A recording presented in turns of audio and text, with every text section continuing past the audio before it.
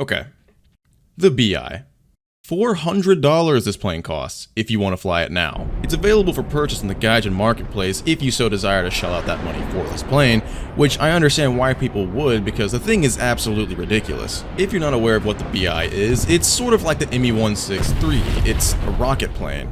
Not a jet, it's a rocket plane, which means it has rocket fuel and a rocket engine burning instead of a traditional jet turbine. Basically, this means crazy thrust to weight and very, very little fuel. But in-game, even though you can only take just shy of 2 minutes of fuel, there is sort of a quirk with making it last more than that 2 minutes. So this is really obvious, but if the timer says 1 minute, that's 1 minute of fuel at 100% throttle.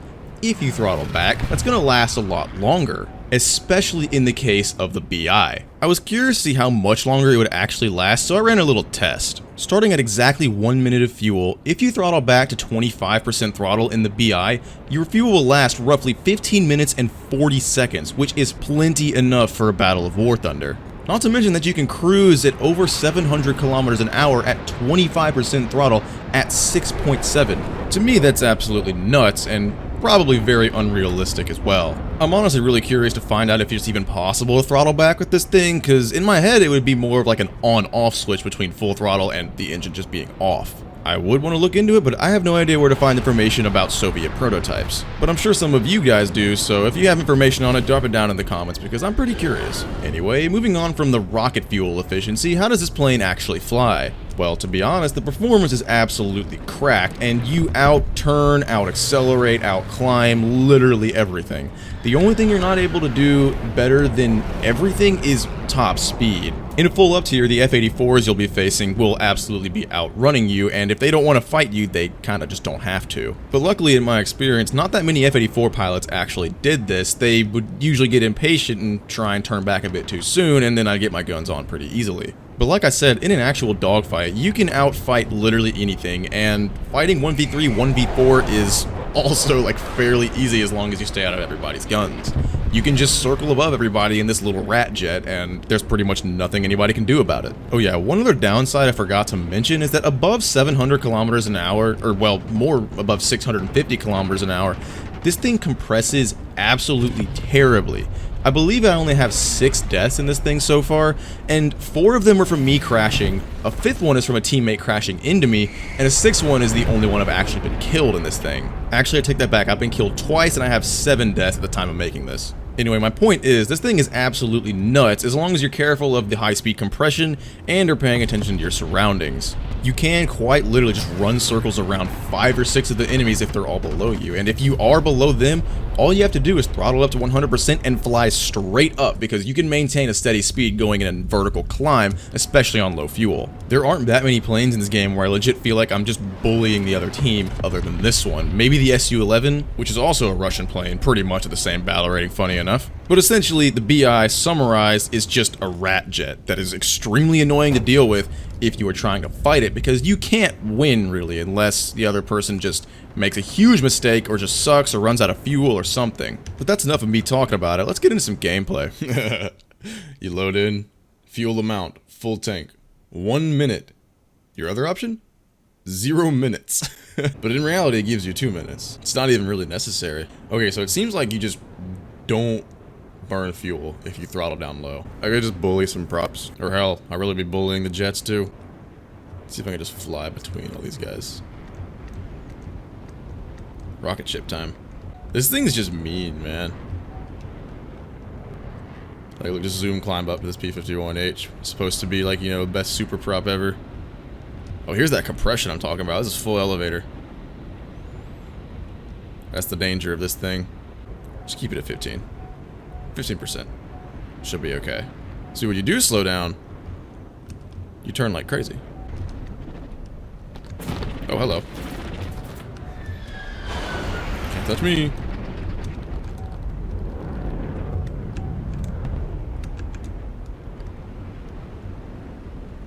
Uh-oh. Oh, no, we're good. Or not. Good enough. Sort of. Only got 20 seconds of fuel, though.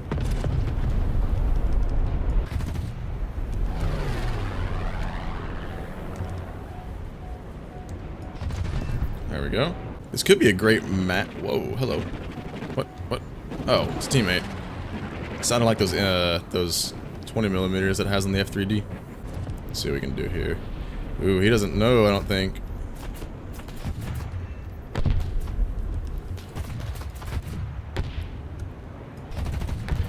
Dang. Come on, Shavox. Do your thing. He's in a flat spin, though. He's a kill. Alright, I'm gonna go get more fuel now. There we go. Okay, so... gonna get back up in the air. It's 1v3 now. Well, really gets 2, but that's a JU-288, so... he's not gonna be doing much fighting. Unless one of the other guys on their team just sits in his turrets. You know what? There's only 3. I'm zoom climbing up. Full throttle. And literally just like that, I now have the energy advantage. I guess, dude, with this thing you have a permanent energy advantage. It's crazy. If I can get him to stall out, that'd be pretty cool. Nope. Is he not gonna do it? He's not gonna do it. Unfortunate. They know. I mean... it sucks fighting against this thing, so I get it.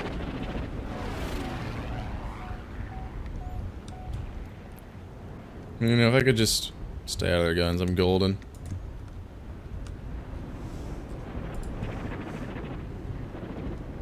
Oh, hello. We have a staller, it looks like.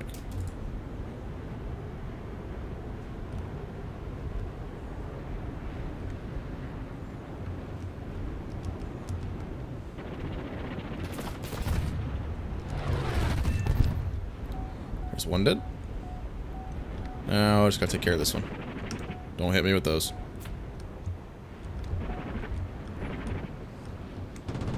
Oh, hello.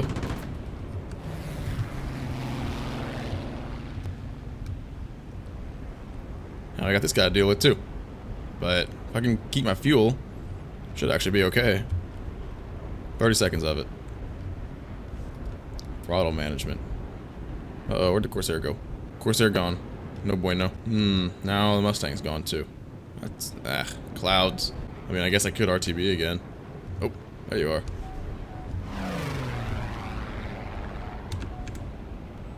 Now, if I can just stay slow and stay on his tail, no problem.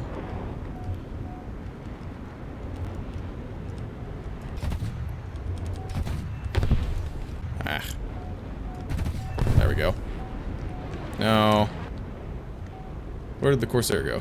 Aha! This thing's just bullying, man. If you can manage your throttle and manage your ammo, this thing's ridiculous.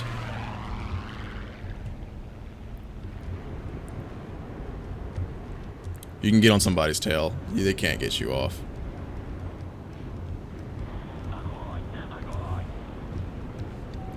Just throttle back to 0. You'll eventually get him.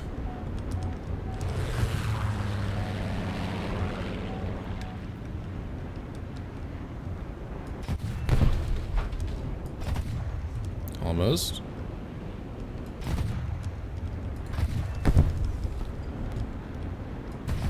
There we go. That's an easy clutch. It's... this plane's ridiculous, dude. Dang it, I want to actually buy this thing. Oh man, it's so much money though. Alright, to summarize the BI, this thing is absolutely nuts. It requires a little bit of throttle control and a little bit of nothing else. This thing is insane. I guess, yeah, you gotta be conscious of your speed so you don't go too fast and over-compress into the ground. And yeah, I guess you gotta pay attention to your ammo count a little bit, but otherwise this thing is just insane. The question just arises, do you really want to spend over $400 on it? As much as I want to, I don't really think it's that worth it because it is $420 for a virtual airplane. But I'm also the guy who has 2 knives in CSGO, so I don't know why I'm talking. Alright, that's it for me today. I'll see you guys next time. Peace.